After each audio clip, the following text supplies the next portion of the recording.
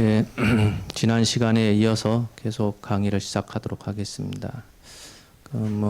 지난 시간에 그 기신론의 서문 가운데 맨 앞부분 일부분만 잠깐 설명을 해드렸는데, 그 앞부분을 설명한 이유는 우리 마음이라고 하는 것이 그냥 경전에서는 모든 것이 내 마음이 이뤄낸 것이다, 일심뿐이다, 그런 말을 많이 들어왔을 겁니다. 근데 단순하게 우리 마음이라는 것이 그래 뭉뚱그려서 설명할 것이 아니라 마음이 본질적인 측면의 마음이 있고, 그다음에 우리가 일상생활을 하면서 쉽게 겪고 있는 현실적인 측면의 마음이 있다.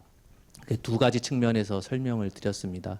본질적인 측면이라고 하는 것은 그 불생불멸하기 때문에 아무리 시간이 지난다 하더라도 변하지 않고 퇴색되지 않는 면을 강조를 한 부분이고, 그것만 있는 것이 아니라 현실적인 측면에서의 마음은 우리가 아무리 고요하려고 해도 사실은 바다에 바람이 불면 파도가 칠 수밖에 없는 것처럼 그렇게 바깥의 외연에 따라서 마음이 흔들리는 모습에 대해서 설명을 했었죠.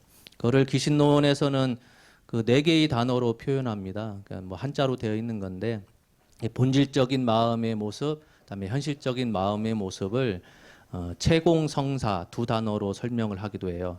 그러니까 본체는 근본은 공하지만은 성사, 온갖 일들을 만들어낸다라는 표현을 쓰죠. 그러니까 그 본질적인 측면에서는 그 마음이라고 하는 것이 공하기 때문에 어떤 형태를 띠고 있는 건 아니지만은 현실적인 우리 삶의 모습에서 보면 우리가 원하는 바의 온갖 일들을 다 성사, 이루어내는 것이 그 마음이 하는 행위라는 거죠. 또 다른 단어로 표현하기를 불변과 수연이라는 표현을 해요. 불변, 수연. 마음이라고 하는 것은 그 근본은 불변, 변하지 않는 모습인데, 수연, 바깥의 조건, 인연에 따라서 온갖 것들을 만들어낸다. 수연이라는 게 연을 따른다는 표현을 쓰는 거거든요. 그러니까 그 마음이 변해가지고 새로운 다른 것들을 보여주는 것이 아니라 마음 자체의 바탕은 불변인데, 마음이 그 본체가 연에 따라서 다양한 모습을 이렇게 변하는 것이 아니라 그런 모습이 나타날 수 있도록 그런功能, 뭐라고 해야 되나, 작용이 있다는 그런 의미로 설명하는 거죠. 그러니 사실은 기신론은 읽어본 사람과 읽어보지 않은 사람의 차이가 분명 있어야 되거든요. 그게 무슨 뜻이냐면은, 기신론이라고 하는 것은 아직 본문에 들어가지 않았지만은 나중에 다 읽어보시면 아시겠지만은, 우리가 쉽게 얘기해서 부처님 법 잘 따라가지고 착하게 살아야 함을 강조하는 도덕적인 교훈을 주는 책이 아니에요. 그러니까 우리가 살면서 착하게 살아야지, 윤리도덕 잘 지키면서 살아야지, 그런 것은 기신론을 안 보더라도, 굳이 부처님 경전을 배우지 않더라도 다른 것을 통해서, 경험을 통해서 누구나 다 알 수 있는 부분이거든요. 그러면 왜 우리가 어렵게 평생 살면서 기신론이라는 책을 안 읽어도 그만인 것인데 왜 보면 좋은가? 거기에 대해서는 좀 다른 측면이 있어요.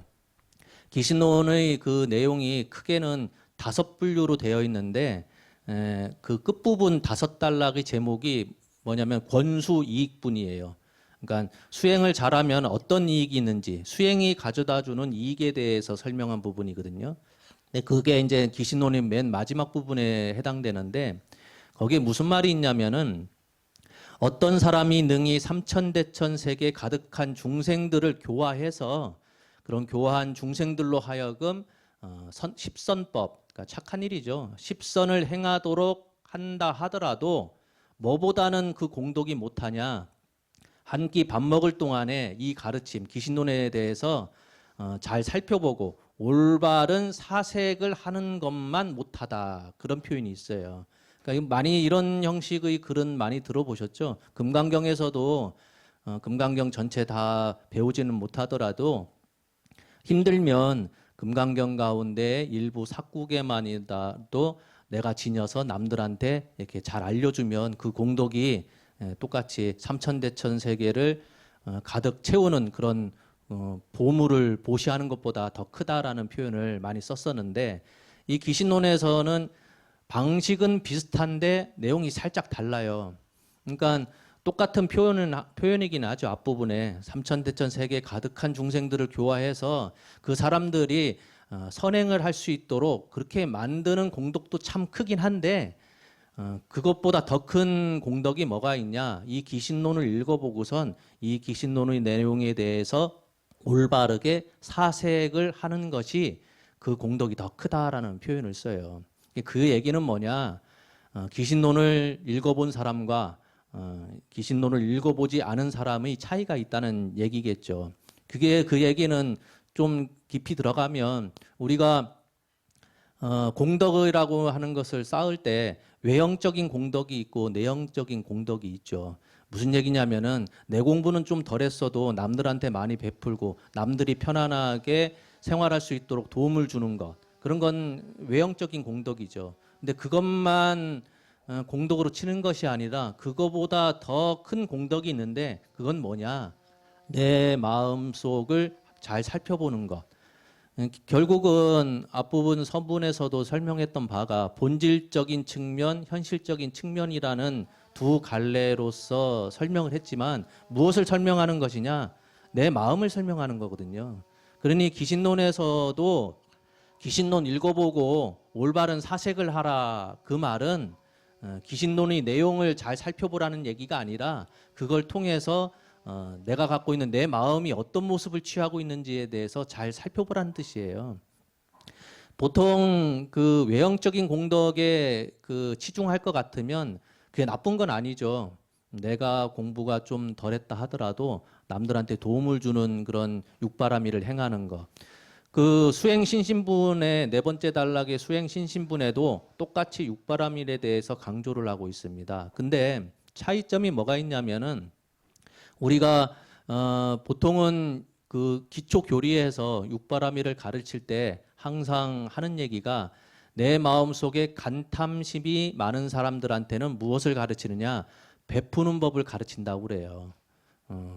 내가 욕심이 많고 물건에 대한 아끼는 마음이 많은 사람은 그런 마음을 조금이라도 줄여야 될 텐데 줄이는 방법이 야, 너 갖고 있는 물건 아깝지만은 그래도 필요한 사람들한테 나눠주는 연습을 좀 해봐.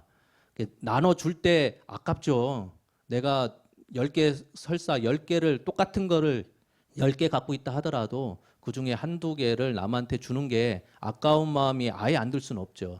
근데 그렇게 계속 반복적으로 하다 보면 네가 갖고 있던 그런 물건에 대한 애착심, 그다음에 아끼는 그런 마음이 조금이라도 줄어들기 때문에 그런 방식을 취하라고 하는 거죠.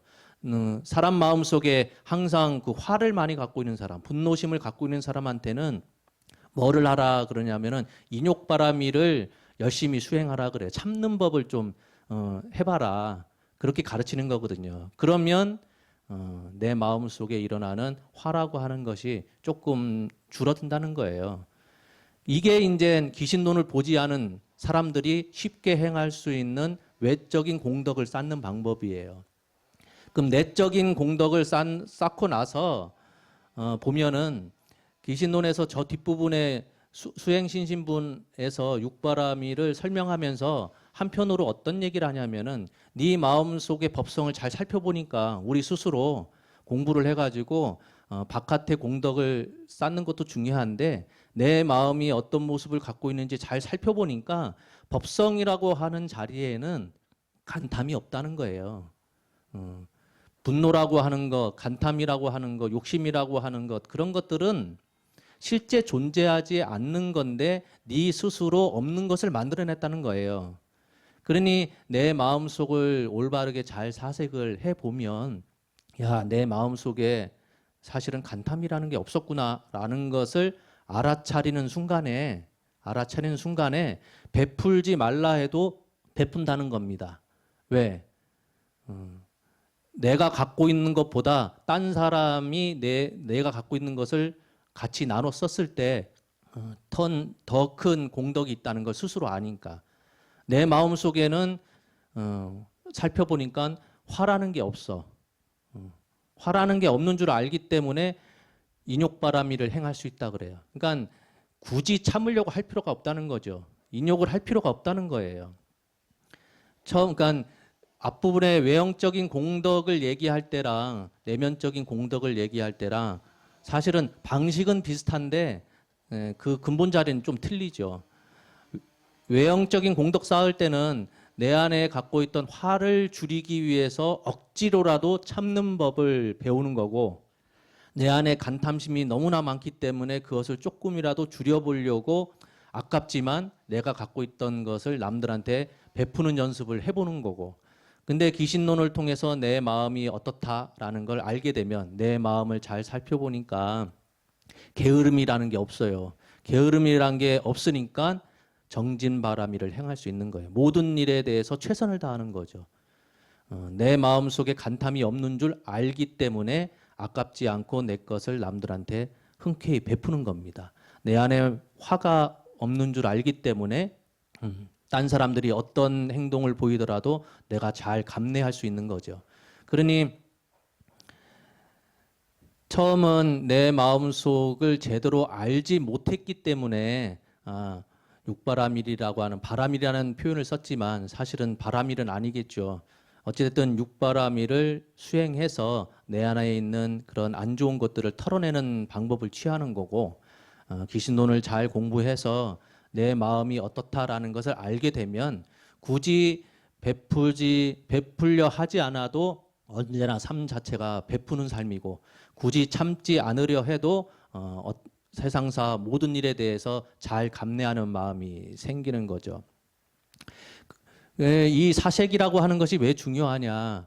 우리가 그 기초교리를 보면 네 가지 고귀한 진리라고 해서 우리는 저 한문으로 사성제라는 표현을 써서 고집멸도, 뭐 고성제, 집성제, 멸성제, 도성제 해서 배운 적이 있는데, 그게 한문을 쓰니까 참 어렵게 느껴지죠. 그것을 네 가지 고귀한 진리라고 표현하는데, 첫 번째가 쉽게 풀이하면 이 세상은 고생스럽다는 거예요. 그러니까 고생이라는 고귀한 진리.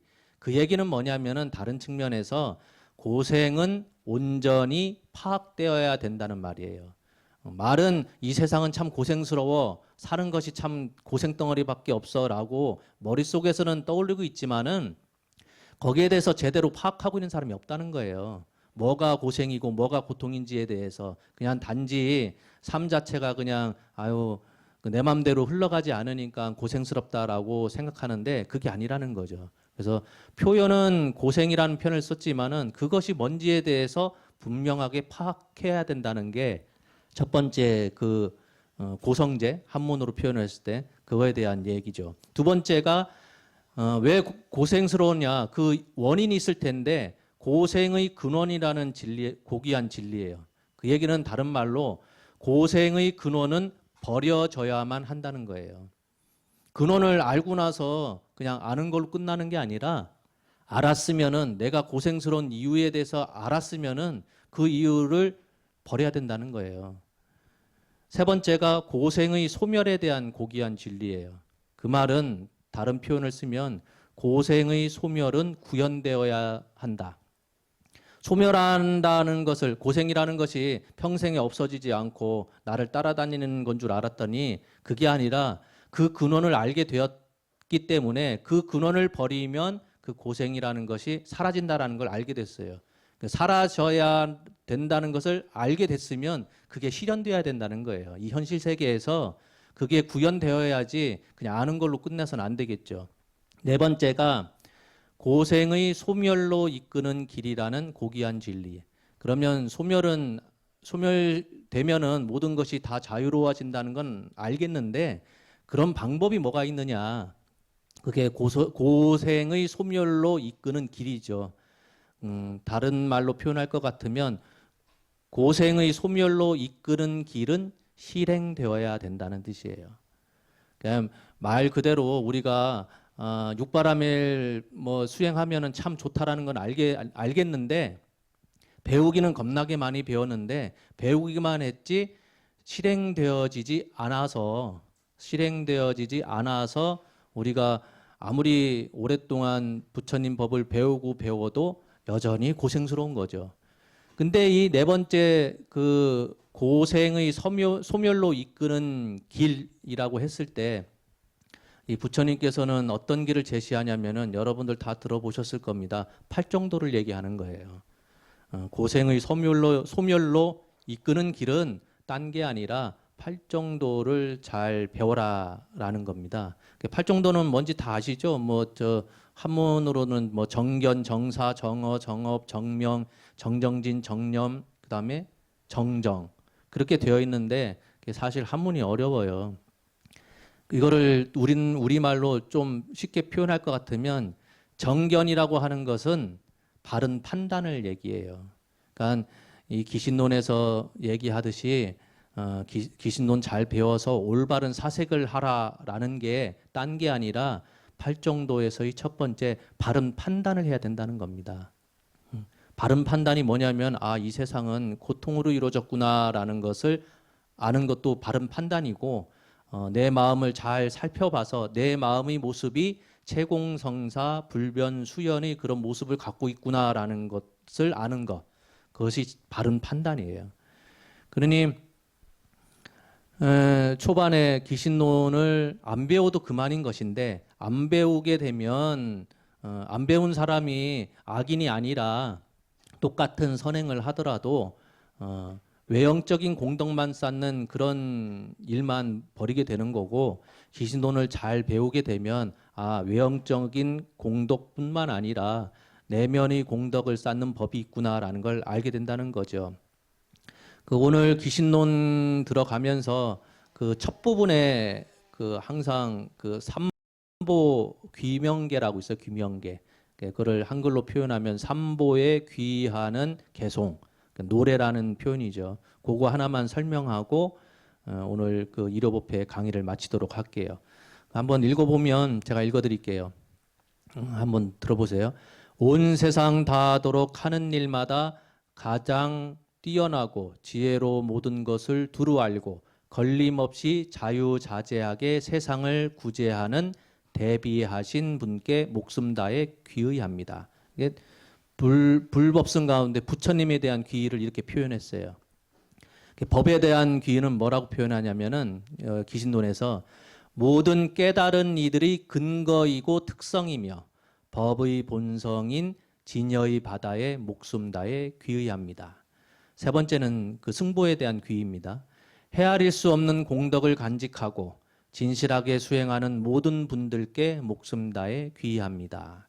이게 삼보에 대한 귀의하는 귀명개송이에요. 그러면서 끝부분에 뭐라고 써져 있냐면은 이 마명보살께서 기신론을 지으면서 이 첫 번째 귀명계를 지으면서 끝부분에 한 말을 더 붙였는데 이 글을 쓰는 것은 그러니까 이 기신론을 쓰는 것은 중생이 의심을 없애고 잘못된 집착을 버리고 대승에 대한 올바른 믿음을 일으켜서 붓다의 가르침이 끊어지지 않기를 바라기 때문입니다. 그러니까 기신론 쓴 이유가 딴 게 아니라 이거를 읽은 사람들이 의심을 없애고 잘못된 집착을 벗어나서 대승에 대한 올바른 믿음, 대승에 대한 올바른 믿음이 딴 게 아니라 뭐 여러 표현이 있겠지만 제가 앞부분에서 잠깐 설명했듯이 외형적인 공덕만 쌓는 것은 소승의 가르침이에요. 열심히 착한 일에서 많이 베풀고 공부 열심히 하면 어디에 간다? 천상에 태어난다. 그렇게 해서 꼬시는 거거든요, 사람들한테. 처음부터 부처님 법 열심히 공부해서 깨달음 얻으면 정멸에 들어간다. 다시 윤회를 벗어나지 않고 윤회를 하지 않고 윤회를 벗어나서 그냥 공한대로 돌아간다. 다시 태어나지 않는다. 그러면 여러분들 생각을 해보세요. 여러분들이 지금 공부를 열심히 해서 다시 태어나지 않는다 그러면 기뻐할 사람이 혹 있을까요? 다들 무섭게 여긴다는 거예요. 부처님께서도 처음 깨달음을 얻어서 누군가한테 내가 깨달은 바를 전달을 해주려고 할 때 사람들마다 그 부처님께서 하시는 말을 들으면 다들 두려움에 떨었다고 그래요. 내가 가르쳐준 대로 공부 열심히 하면 다시는 인간 세상에 떨어지지 않아. 그러면은 사람들이 그럼 천상에 태어납니까? 하니 천상에도 태어나지 않아. 그냥 사라져. 그냥 사라진다고 얘기하니까 얼마나 두렵겠어요. 응? 여러분들 오늘까지만 살고 그냥 죽는 게 아니라 그냥 사라지는 거예요. 그냥 사라진다고 생각을 해보세요. 그러면 어떤 걱정이 됩니까? 아유, 가족들한테 얘기도 못 했는데. 응? 응? 내가 숨겨놓은 재산 그래도 좀 자손들한테 넘겨줘야 될 텐데 몇 푼 안 되는 거. 응? 나 갑자기 사라지면 밥은 누가 해먹이지? 사람들이 이렇게 두려움에 떤다는 거예요. 그래서 부처님께서 생각하신 바가 딴 게 아니라 외형적인 공덕을 쌓는 법. 야, 착하게 살아라. 남들한테 베풀어라. 그러면 다음번에 태어날 때 지금보다 더 근사한 삶을 살 수 있을 거야. 더 공부 열심히 하면 지금 이렇게 혼탁한 세상보다는 저 하늘나라에 태어날 수 있어. 그렇게 가르치는 거예요. 그래서 그거 믿고선 공부 열심히 해서 어느 정도 신심이 생긴 사람한테는 대승의 가르침을 가르쳐 주는 거예요. 그런 것도 좋지만은 더 좋은 게 있어. 네 마음을 잘 살펴보면 깨달음을 얻으면 더 이상 육도 윤회, 윤회의 고리에서 벗어날 수 있어. 어딜 갑니까? 그러면 정멸에 들어갈 거야. 정멸. 이건 그냥 사라지는 게 아니라 본래 없던 자리로 갈 거야. 있던 게 사라진 자리가 아니라 본래 없던 정멸의 자리에 들어갈 거야. 그때 돼서는 사람들이 기뻐한다는 거예요. 온전히 사라진다고 했을 때 기뻐를 한다는 얘기죠. 왜? 그 전까지만 해도 공부가 안 됐을 때는 두려웠었는데 공부돼서 보니까 정멸에 들어간다는 얘기가 이게 나쁜 게 아니구나라는 걸 그때서야 알게 된다는 거죠. 그러니 이 마명보살께서도 첫 부분에 귀명계를 지으면서 한마디 딱 덧붙인 게 대승에 대한 올바른 믿음을 일으켜서 이런 말을 쓴 거예요. 그러니 귀신론을 사실은 몰라도 되는 겁니다. 몰라도 여러분들 다른 방식을 통해서 육바라밀이 뭔지를 다 배웠어요. 근데 귀신론을 배우면 뭐가 좋으냐? 그 육바라밀을 실천하는 내 마음이 어떤 모습을 갖고 있는지를 알게 되면 굳이 내가 육바라밀을 행하려고 애쓰지 않아도 삶 자체가 육바라밀을 행하고 있는 그런 모습을 알게 된다는 거죠. 그래서 어찌 보면은 글자만 맨날 이렇게 따지다 보면은 뭐 이렇게 어려운 글이 다 있나 그런 생각이 들 거고 어찌 좀 편안하게 바라보면 아 우리의 마음이 내 마음이 우리의 마음뿐만 아니라 내 마음이 이렇게 수시로 자꾸 변화하는 것이 이러이러한 이유 때문에 이러이러한 과정을 거쳐서 일어나는구나 알게 되면 조금이라도 자제할 수 있는 힘이 생긴다는 거예요. 그래서 오늘 처음으로 이제 그 귀신론 앞부분에 귀명계를 잠깐 소개하고 마치도록 하겠습니다.